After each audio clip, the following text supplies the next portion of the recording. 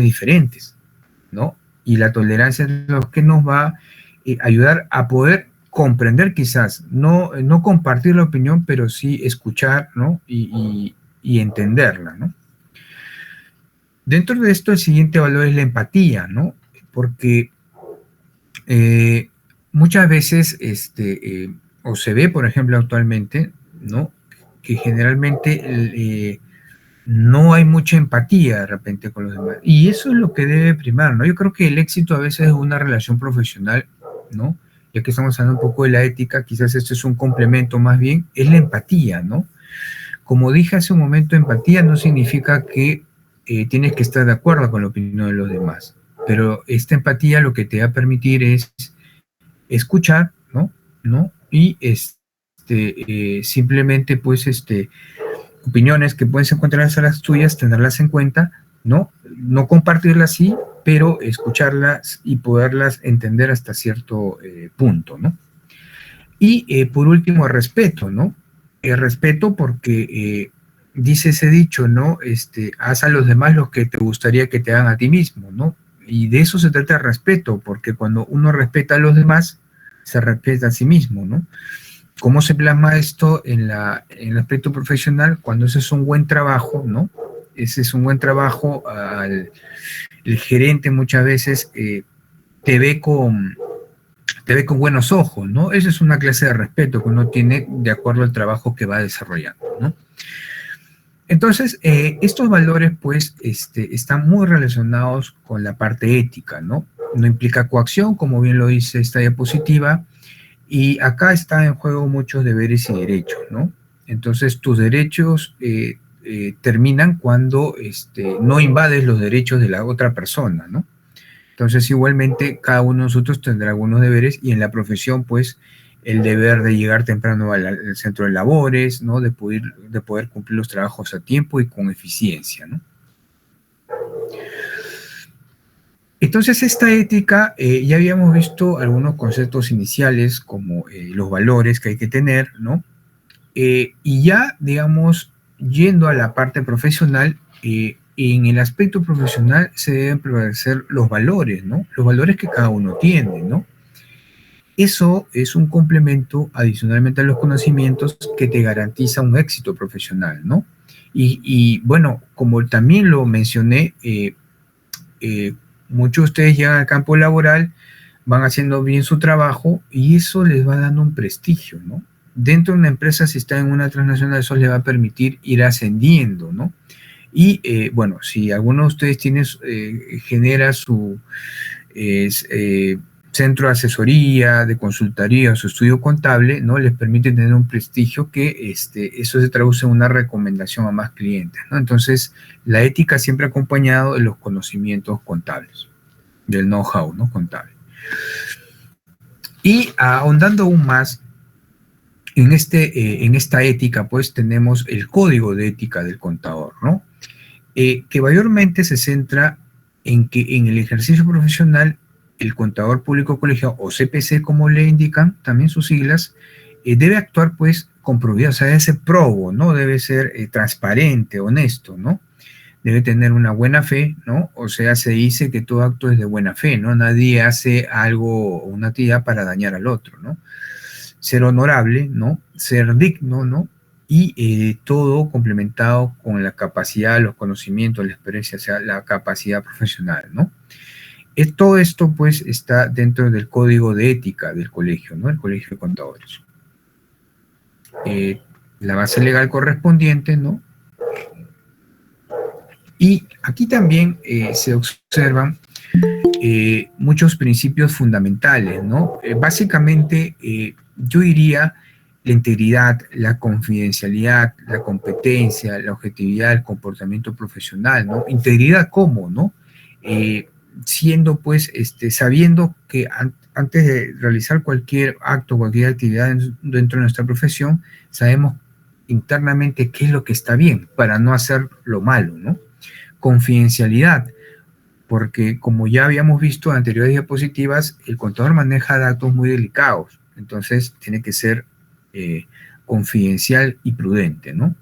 La competencia, ¿no? Una competencia sana que se plasma pues en los conocimientos que uno tiene y cómo lo desplaya a través de su actividad profesional. El comportamiento profesional en todo escenario, ¿no? En el centro laboral, cuando va uno a un evento social con otros colegas fuera de ello, ¿no? Porque, estimados eh, eh, alumnos, ¿no? También uno, cuando ya es profesional, debe ser íntegro y el comportamiento profesional debe ser en todo sitio, ¿no? Ojo, en todo sitio, ¿no? Uno debe de guardar siempre, acordarse pues, ¿no? Que es un profesional y debe comportarse a la altura, ¿no? Debe ser objetivo también, ¿no? O sea, ¿cómo se traduce esto en el aspecto profesional? Uno presenta un estado financiero, un estado de situación financiera, y porque el gerente es mi amigo, el dueño de la empresa es mi amigo, yo cambio las cifras. No, señores, ¿no? O sea, uno no puede ser subjetivo y ahí estaría plasmando un fraude en realidad, ¿no? Tiene que tener mucho cuidado porque acá no está solo en juego el hecho fraudulento, sino el prestigio de cada uno de ustedes, ¿no? Y no es ético aún, ¿no? Entonces, ya dentro de estos principios, ¿no? Entonces, de integridad, pues, te indica como profesional que en todas las actividades que realices debes de plasmar y reflejar honestidad y justicia, ¿no? Y también, pues, de tus actos deben ser intachables, ¿no? Como objetividad, pues, el contador público colegiado, el CPC, no puede entrar en favoritismo, ¿no? En amiguismo, ¿no? No debe haber un conflicto de interés, ¿no? No puede ser que tú seas el contador de una empresa y el dueño de la empresa sea tu amigo, ¿no? Más adelante vamos a ver unos casos interesantes, ¿no? Y un caso también internacional, ¿no? Que me permitió agregarlo también, porque para que vean, digamos, cómo puede dañar el hecho de no tener ética, ¿no? Y no solo a uno mismo, ¿no? El problema es que dañas a mucha gente, ¿no? A mucha gente que de repente ha confiado en ti, ¿no? Los stakeholders, porque mire, imagínense, ¿no? Uno presenta un estado de situación financiera y si tú cambias alguna cifra, ¿no? O sea, cometes un fraude, o sea, estarías haciendo algo ilícito, no solo se daña el prestigio tuyo, no dañas a la empresa, sino también a los stakeholders. ¿Quiénes son los stakeholders? Digamos, si tú cotizas en bolsa, los que compran las acciones, ¿no? Digamos, los clientes, los proveedores, ¿no? Porque muchos de ellos, las mismas entidades financieras, porque ven tu estado financiero y ven cifras que no corresponden, ¿no? Los mismos trabajadores, ¿no? Porque a veces cuando uno tiene un estado de situación financiera, estado de resultados, también, producto de la utilidad, hay que dar la utilidad a los trabajadores también. Entonces, al fraguar esa cifra, al cambiarla, estás dañando a muchas personas. Hay que tener en cuenta ello, ¿no? Una competencia, un principio de competencia profesional y debido cuidado, ¿no? Donde el CPC, pues, como les dije, los conocimientos que están aprendiendo hay que practicarlos, hay que ponerlos en práctica, ¿no? Hay que estudiar bastante, porque en el campo laboral, y ahora aún más, es muy competitivo el campo, ¿no? Laboral en estos momentos, ¿no? Hay una competencia a alto nivel y uno tiene que estar acostumbrado a eso, ¿no? A veces yo escuchaba, a propósito de esto, una anécdota, yo escuchaba a veces muchos comentarios de personas que me decían, estoy estresado, digamos, estoy agobiado, ¿no? Entonces yo le decía, pero ¿por qué, no? Porque todo es una organización individual, o sea, es una organización de cada uno, o sea, como anécdota, yo me acuerdo que mi padre, que también era contador, nos decía, ¿no? Me decía siempre, ¿no? Cuando yo era más chico, me decía siempre, y cuando, bueno, era una anécdota muy, muy interesante porque yo, eh, en principio, no elegí la carrera de contabilidad, ¿no? Sin embargo, como es la vida, al final escogí esta carrera que mi padre también la ejerció, y él siempre me decía que las personas te llaman cuando hay problemas, ¿no? O sea, nadie te llama cuando la situación está tranquila, es clara, ¿no? eso siempre acuérdense, ¿no? O sea, en la vida, cuando tú eres profesional aún más, la gente te llama cuando hay problemas para que los resuelvas, ¿no? Entonces, yo siempre me ponía a pensar, entonces uno tiene que estar acostumbrado a lidiar con problemas, ¿no? Entonces uno no puede hablar de estrés, digamos, que no le alcance el tiempo, porque la vida es eso en realidad, ¿no? O sea, la gente cuando eres profesional te llama para que puedas arreglar un problema, ¿no? Entonces, ¿cómo se arregla un problema en este caso? Con los conocimientos que ustedes tienen, con la experiencia que van a tener, ¿no? Esa es la manera de poder nosotros lidiar un problema. Pero un contador no puede proyectarse a que va al campo laboral a ver toda la situación pues estática, tranquila. No, no es eso, señores, ¿no? O sea, ustedes salen al campo laboral a solucionar problemas de aspecto contable. ¿Y dónde va a estar el sustento, la base de todo eso? En sus conocimientos. Acuérdense siempre de eso, ¿no? Uno estudia o sea, ustedes están estudiando para que cuando lleguen al campo laboral enfrenten esos problemas. No, no están estudiando ustedes simplemente para sacar un título. No es así en realidad. Ahora, bien, antes estoy hablando de, por ejemplo, mis padres, ¿no? De repente, no sé, en caso de ustedes, padres, abuelitos, no lo sé, antes, por ejemplo, a veces uno estudiaba, terminaba la carrera y normalmente que bueno, era acorde a la época, ¿no? O sea, uno se defendía, ¿no? Y no, digamos, toda su vida después no había, de repente, no se generalizaba, porque había, pero no se generalizaba mucho la maestría, el doctorado, ¿no? En cambio ahora uno estudia constantemente, ¿no? Pero yo sí tengo una idea, ¿no? Porque, o sea, un concepto, ¿no? Porque a veces uno dice, bueno, yo estudio porque lógicamente, pues, eso me da mayor rentabilidad. Puede ser por un lado, ¿no? Pero uno, eh, pienso que, porque es más agradable estudiar porque uno quiere estar siempre activo mentalmente, porque, mire, acuérdense, es como el cuerpo humano, ¿no? Uno cuando hace ejercicio, pues, se mantiene atleta, ¿no? Atléticamente, ¿no? En competencia. Lo mismo pasa al nivel intelectual, ¿no? Con los conocimientos. Uno va estudiando y se va manteniendo activo, ¿no? Y eso es muy saludable cuando uno quiere ser competitivo, ¿no? Lógicamente, pues ahí también uno se organiza y hay prioridad para todo, ¿no? Tiene el trabajo, el estudio, tiene su vida familiar, etcétera, ¿no? Los amigos, cada uno tiene los... Sí, sí, adelante, por favor. Adelante. ¿Alguna presión? Bueno, estoy libre si alguien quiere hacer una consulta, preguntar una apreciación. Bueno, continúo entonces. Eh, También dentro de estos principios tenemos la confidencialidad, que ya lo hemos tocado, ¿no? O sea, ustedes cuando entren al campo laboral van a manejar datos muy delicados. Por lo tanto, tienen que tener mucho cuidado con esos datos, ¿no? Son datos que son muy importantes para la empresa. Miren, como anécdota les puedo decir de que en otros, por ejemplo, a veces hay compañías que por ejemplo, tienen lo que se llaman los secretos industriales. No sé si habrán escuchado, ¿no? Por ejemplo, ¿no? Esta fábrica de helados Donofrio, los ingredientes del helado es un secreto industrial, tanto así que a los ingenieros que van a trabajar en fábrica les hacen firmar una cláusula, ¿no? Que no pueden revelar los secretos, ¿no? Bajo penalidad, ¿no? O sea, tienen un castigo penal por eso, ¿no?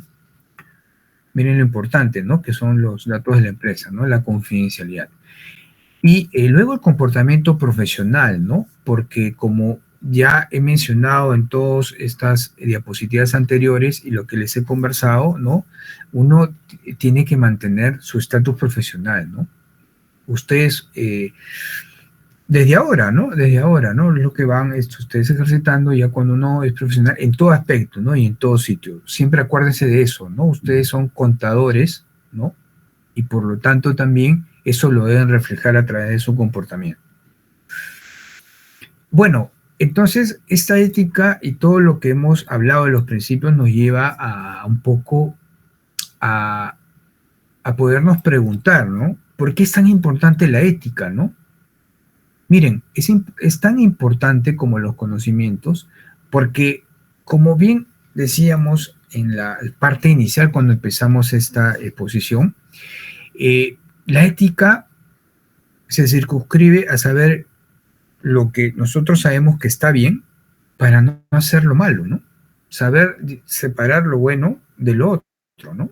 Entonces, eh, cuando no tenemos ética, pues están de por medio los delitos contables, ¿no? Eh, que se reflejan en realizar asientos fraudulentos, ¿no? La alteración de cifras en los estados financieros, podría ser en la defraudación tributaria, ¿no? El ocultamiento de bienes, incrementos de pasivos, o sea, reflejar datos que no son fidedignos, ¿no? Acá teníamos un caso, ¿no? Nacional, después vamos a ver uno internacional muy sonado, ¿no? En donde teníamos, hay un contador llamado, bueno, el nombre que está ahí, ¿no? Condenado a un tiempo de prisión porque fraudulentó, ¿no? Hizo pagos falsos, ¿no? Que permitía reducir tributos, pero no es la manera, señores, ¿no? Entonces, falta de ética, ¿no? Y perjudicó pues con el crédito fiscal porque hay un prejuicio ahí de por medio por 109.000 soles. Otro caso también donde un asistente contable, ¿no? Y otra persona más se sentenciaron pues a un tiempo, ¿no? De carcelería, reparación civil, ¿no? Porque integraba una mafia de defraudación tributaria, ¿no? Tampoco no hubo ética acá, ¿no? Entonces yo acá sí me voy a permitir hablar de un caso que para mí fue muy emblemático. Y no sé si pueden ver mi diapositiva ahí, por favor. ¿Se puede visualizar? Sí, profesor. De acuerdo. Entonces, miren, la empresa Toshiba. ¿Quién no conoce la empresa Toshiba? ¿No? Muy famosa ahora en computadoras, laptops, ¿no? Miren, vamos a empezar un poco con la historia porque al final quiero darles un mensaje, ¿no? Una reflexión. Miren, esta empresa fundada en 1939 viene de la fusión de Tanaka Seiso Sho y Kajunetsu Sha, ¿no? Que eran empresas dedicadas también, la primera a lo que es la telegrafía, porque miren, en 1875 fue el primer fabricante de esto, ¿no? Y la otra era de fabricación de lámparas eléctricas, incandescentes, o sea, la primera planta. Imagínense, ¿no? La trayectoria de esta empresa, las dos se unieron y en 1968 forman lo que es la empresa Toshiba. Entonces, está de más revisarlo porque sí, la mayoría lo conoce, ¿no? Pero para que vean un poco su historia, ¿no? En tecnología, pues, son los que realizaron los primeros radares en Japón, los primeros transmisores de televisión, miren la televisión de esa época, ¿no? La televisión en transistores, los hornos microondas y poco a poco fueron realizando mucho más cosas, ¿no? Y entonces acá viene el tema ético, ¿no? El tema del dilema ético, le digo yo. Entonces, a principios de año 2015 se detectaron inconvenientes en los estados financieros, ¿no? ¿Qué había pasado? Alrededor de en 7 años, de 2007 a 2014, se habían sobreestimado 1.706 millones de euros, ¿no? Su equivalente en yenes, y se inflaron resultados, o sea, se fraudaron resultados en 1.178 millones de euros. Allá pues en Japón existe lo que es la Agencia de Servicios Financieros, que más o menos es lo equivalente acá a SUNAT, ¿no? Le impuso una multa de 55 millones de euros por esos datos fraudulentos, ¿no? Y el FCA, ¿no? En diciembre de 2015 lo solicitó, ¿no? Por la Comisión de Vigilancia y Valores y Cambios, que es una institución también japonesa. ¿Qué se había encontrado, no? Hubieron algunas irregularidades contables, ¿no? Porque, ¿qué había pasado? Habían estado alterando cifras, ¿no? Involucrándose en muchos departamentos en esto, ¿no? Pero estuvieron implicados, mayormente el escándalo fue porque fueron directivos del más alto rango, ¿no? Entonces, en ese tiempo, Isao Tanaka, que era el presidente de Toshiba, pues se dijo, por ejemplo, en uno de los diarios que causó el más grave daño en su historia a Toshiba en esos 104 años de historia corporativa. Y entonces, ¿qué es lo que había sucedido? ¿No? En Japón, como sabemos, hay una cultura corporativa en la cual los empleados no contradicen a los superiores, pero de esto se aprovecharon los directivos, ¿no? Porque al no sus empleados contradecirlos, ellos aprovecharon ello para poner las cifras que ellos les convengan a sus intereses propios y no viendo, digamos, las cifras fidedignas que son las que reflejan la empresa, ¿no? O sea, no les importó las demás personas, sino sus intereses propios, falta de ética, ¿no? Entonces, se puede decir que la sustancia, el problema es que Toshiba pues ha mostrado una buena actitud, ¿no? Para dotarse de un sistema de buen gobierno corporativo. Pero miren, eso no les ha servido nada porque no ha habido ética en esos momentos, ¿no? Ni por parte de ellos, ni por parte del contable, ¿no? Porque el contable, yo creo que hay un tema de cultura corporativa, pero también hay un tema de ética, de saber qué es lo que está bien y sabemos lo otro tampoco, ¿no? Lo que no está bien también. Entonces, era cuestión de tomar una decisión por parte del contable también, no seguir haciendo lo que le pedían los gerentes, ¿no? Miren, entonces, acá se ve algo muy, muy interesante, no sé si se dan cuenta, ¿no? De nada sirve que una empresa pues pueda decir yo hago un buen gobierno corporativo, yo hago esto, por acá, esto bien, pero en el fondo no tiene ética, ¿a mí? Entonces, miren, eso se parece a lo que se puede llamar el greenwashing. ¿Qué es el greenwashing, no? Eh, no sé si han escuchado el tema de responsabilidad social empresarial. Este tema, este punto, lleva a que las empresas actualmente deben de tener una responsabilidad con el entorno, ¿no? Y de paso también la no contaminación, digamos, del planeta, ¿no? Porque bien no estamos en el tema ¿no? Pero sin embargo, muchas empresas lo que hacen es colgar páginas web indicando que hay que cumplir una ISO y tal otra ISO, ¿no?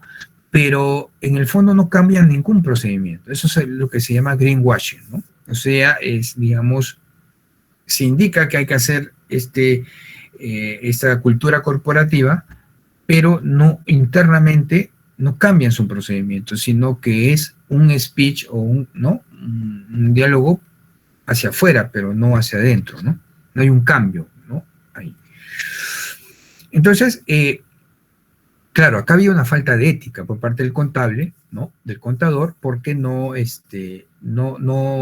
priorizó su ética, sino lo que le solicitaban los superiores, sabiendo que estaba mal, ¿no? Entonces, en Toshiba, pues, había normas que, lógicamente, priorizaban, pues, a los gerentes, a los dueños, a los socios, ¿no? Por ejemplo, diferían el registro de pérdidas a periodos posteriores, ¿no? Negociaban con los proveedores para posponer para el siguiente periodo la emisión de facturas, ¿no? Registraban en este periodo los descuentos que recién se iban a obtener en el siguiente periodo, ¿no? O sea, alteraban cifras, ¿no? Entonces, como bien decía, los directivos ejecutivos pues no tenían conciencia ni conocimiento, ¿no? De las prácticas contables, ¿no? Y acá viene la pregunta, ¿no? Para ustedes, ¿no? ¿Cuántos directores conversan con sus directorios sobre las prácticas contables y enfrentan a los ejecutivos y auditores externos? Y además, ¿cuánto tiempo dedica el directorio a la revisión, análisis y discusión de sus estados financieros, ¿no? O sea, ¿se dedican tiempo a ello? ¿Les dan la prioridad, ¿no? La prioridad o la importancia que necesitan, ¿no? Lo que sucede es que en el mundo, acá en la China, en Estados Unidos, los sistemas no van a funcionar si no tenemos ética, ¿no? En las empresas japonesas se daban una centralización de poderes excesiva, ¿no? Y esta concentración, pues, el presidente está produciendo, ¿no? Está generando una falta de transparencia, ¿no?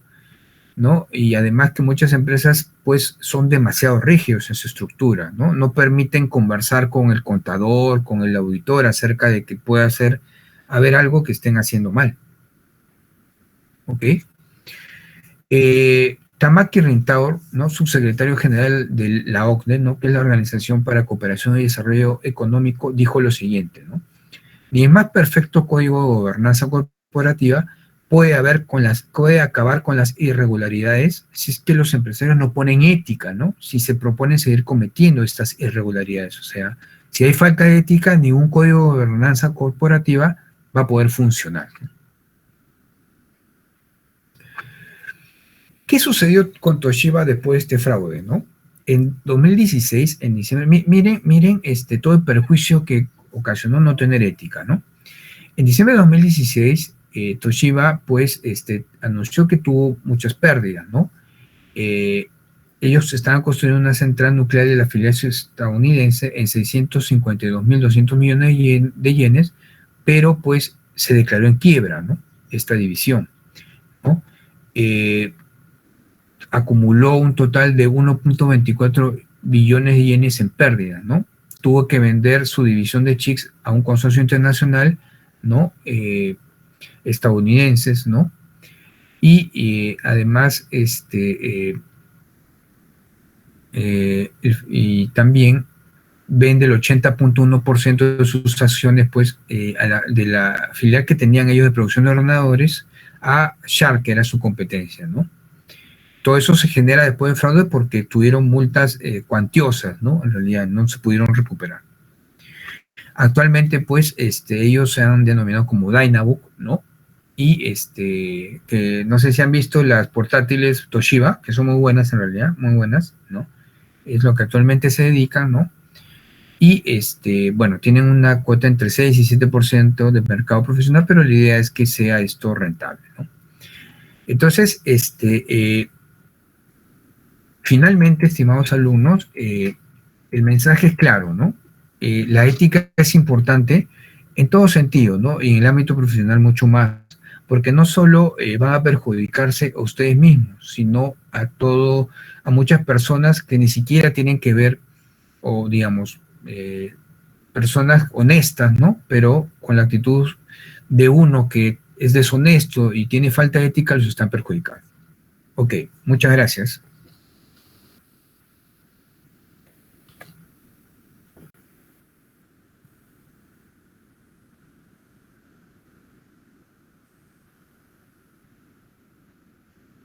Así es, por favor.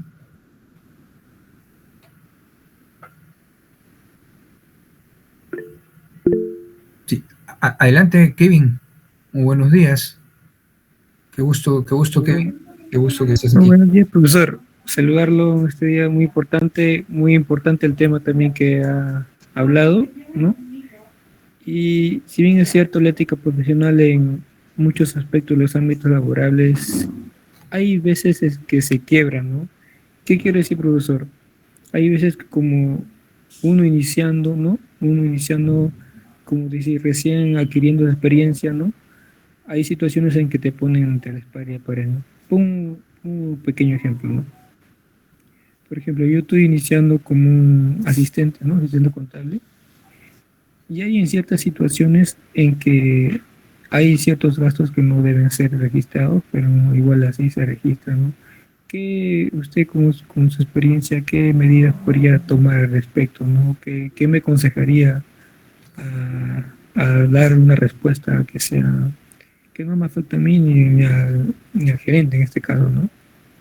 Claro, ok. Muchas gracias. Ante todo, primeramente, muchas gracias por la intervención. Sí, muy interesante, ¿no? Porque en realidad, yo creo que en el mundo laboral, no solo en el área contable, ¿ah? O sea, en todas las profesiones siempre hay estos tipos de escenarios, ¿no? Pero yo siempre pienso algo, ¿no? Y se los dejo siempre como para reflexión, ¿no? Yo siempre digo que Dios siempre nunca te pone un hoyo más grande del cual no puedas salir, ¿no? Entonces, para todo hay solución, ¿no? Normalmente, por ejemplo, lo que se podría hacer en ese caso es bueno, ahora se estilan mucho los correos, ¿no? Yo tenía siempre un gerente, me acuerdo, hasta ahora me acuerdo, justamente la pregunta me ha hecho recordar ello. Me acuerdo que a este gerente también le pasaban unas cosas similares, ¿no? Entonces él siempre escribía un correo, ¿no? Decía, y él siempre decía lo siguiente, ¿no? Decía, hay que hacer eso, entonces pónmelo por correo, ¿no? Entonces siempre me acuerdo de ello. Claro, hay cosas que se van a poder poner con correo, hay otras que no, porque, ¿no? A veces me acuerdo que tenía el gerente de él, le decía, mira, esto no te puedo poner por correo, pero, o sea, ¿a qué voy, no? Una de las cosas que se podría hacer es que te lo soliciten por correo y la otra, de repente escribir un correo, mira, me han solicitado esto, creo, mi opinión es que se podría hacer de esta otra forma, ¿no? Y de todas maneras hago constancia de esto, ¿no? Para que quede siempre la evidencia, ¿no? De que tú en un momento has hecho esa observación, ¿no? Porque entiendo que muchas veces, a veces uno puede decir, ok, ¿no? En un caso, por ejemplo, que me comentas, recién estás iniciando, ¿no? Es interesante la oportunidad y a veces uno tampoco no quiere perder esa oportunidad laboral por estos temas, ¿no? Claro, pero tampoco eso involucra, pues, que si uno ve algo que no está adecuado a los conocimientos que uno tiene contables, entonces lo puede dejar pasar por largo, ¿no? Pero sí puede de repente colocar un correo indicando, mira, he visto esta solución, porque a veces, ¿qué es lo que sucede, estimados alumnos? Y eso yo lo he visto de repente, ¿no? Muchas veces, la gente es muy ligera al hablar, ¿no? ¿A qué me refiero, no? Y por eso me acordaba de este gerente, ¿no?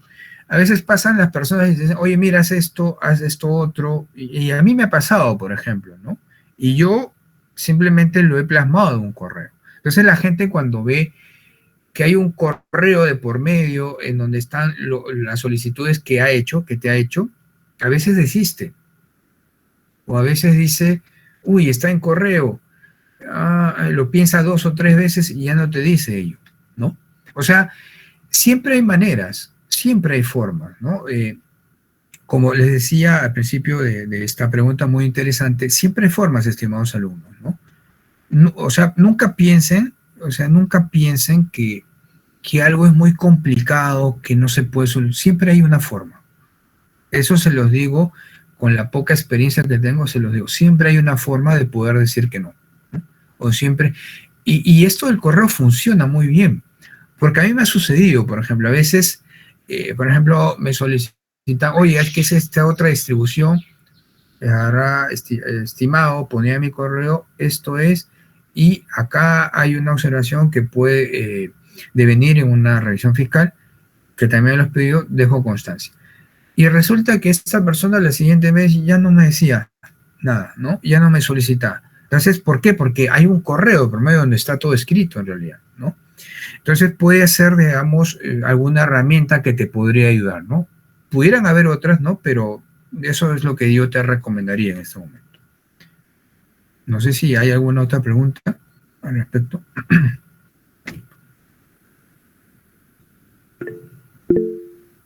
Sandy, adelante. Buenos días.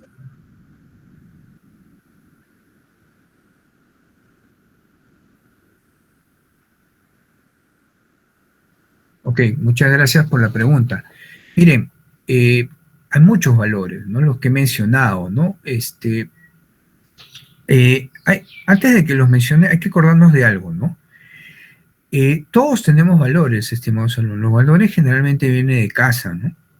¿No? Uno, lo que sucede en la vida profesional, los va plasmando. Pero lo que sí debe hacer uno, ¿no?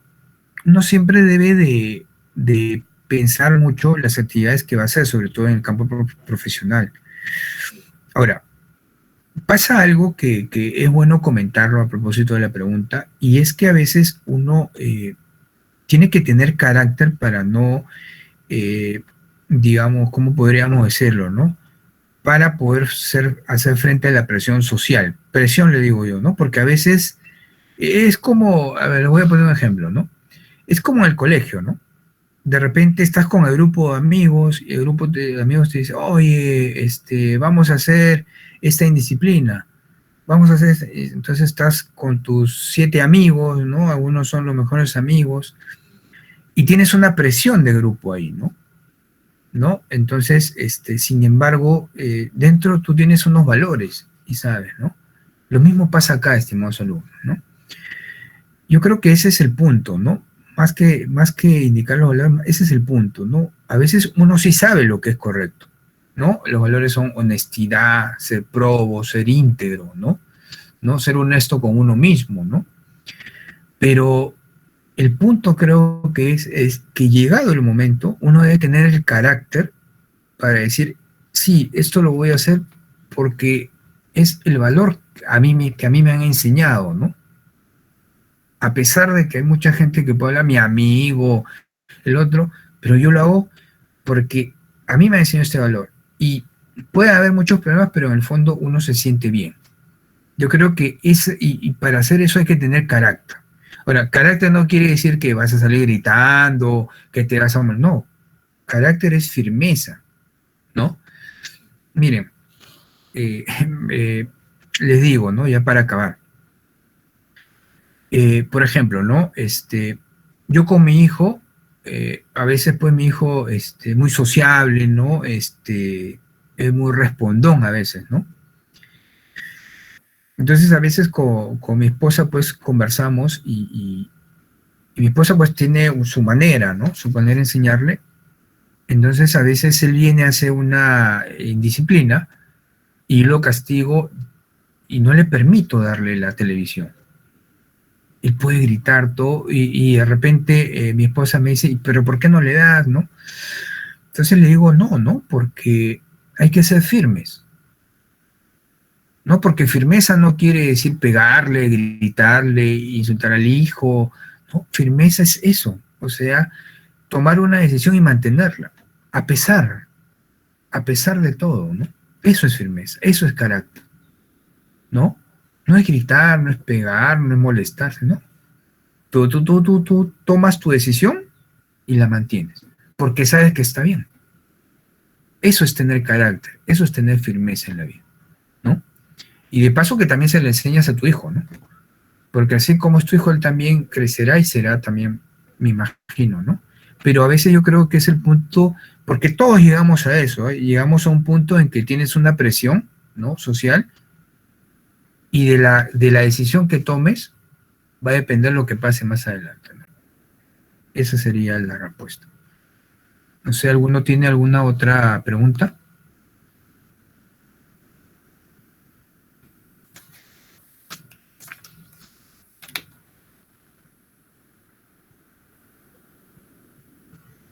Ok, si no hay preguntas, ¿no? Entonces dejo paso de repente a los interlocutores, ¿no? Agradeciéndoles se escucha su atención, ¿no? En estos minutos, ¿no? En esta hora y bueno, espero que acá se hayan tomado de repente algo para reflexionarlo y les pueda servir más adelante. Ok, muchas gracias a todos. Gracias, profesor.